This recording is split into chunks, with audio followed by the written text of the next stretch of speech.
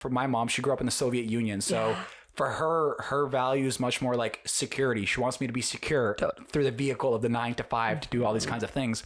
So it sounds to me that your parents were a little bit more open towards like you doing big things, and they were much more promoting you, or like say encouraging you for like the big dreams and the big outcomes. Totally. I mean, the security thing, like that's huge. Yeah. Same thing with my family. They were like, like my parents never had a 9 to 5. They were always trying to make ends meet, right? Mm-hmm. Like they came here, they didn't have a university degree, so they're just trying to like figure it out in a new country where they don't speak that language. So obviously that pressure around like security and this idea of benefits and what a good career looks like was there.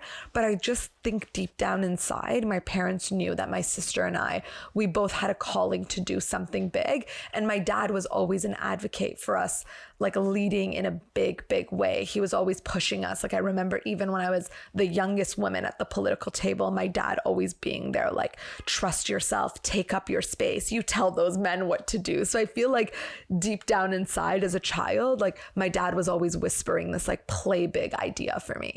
So you think that because from this early childhood, you were hearing like, go big, go big, go big.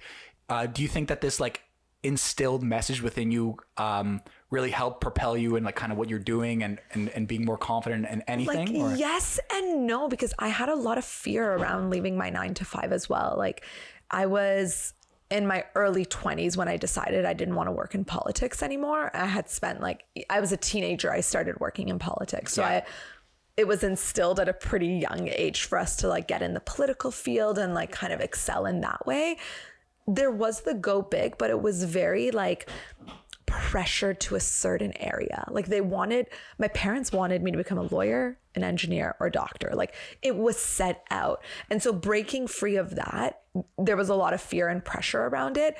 I wanted to do something big, but my parents, they didn't have the awareness that this sort of a business would even be possible. I mean, they're like, wait, you make money on Instagram and a computer? Like what kind of a job is that? But now it makes more sense to them. But at the time, they didn't know that. So they were kind of inspiring me to go big, but still in a box. They still had that like traditional mindset of the 9 to 5 is the way to go. And that's where like I really had to find myself and be like, oh my God, I'm going to have to disappoint my parents. And that was a big pressure for me of like, I'm going to disappoint my parents if I leave this successful career that I had created.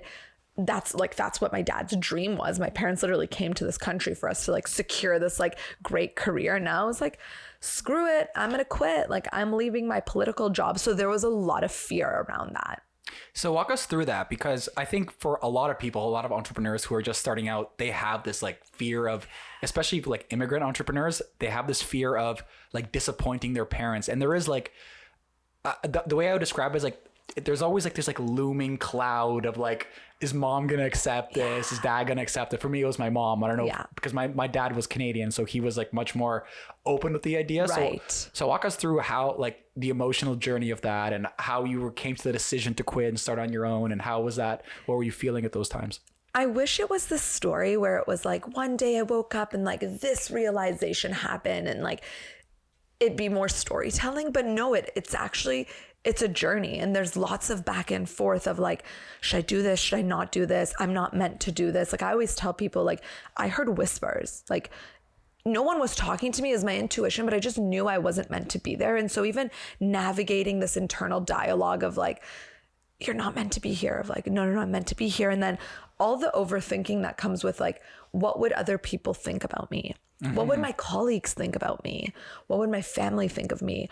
What will my mom's friends think of me? Like just this overthinking pattern that starts to happen when really none of that even matters. But in that moment, that's the dialogue that's going through my mind of like, what will people think of me? What if I fail?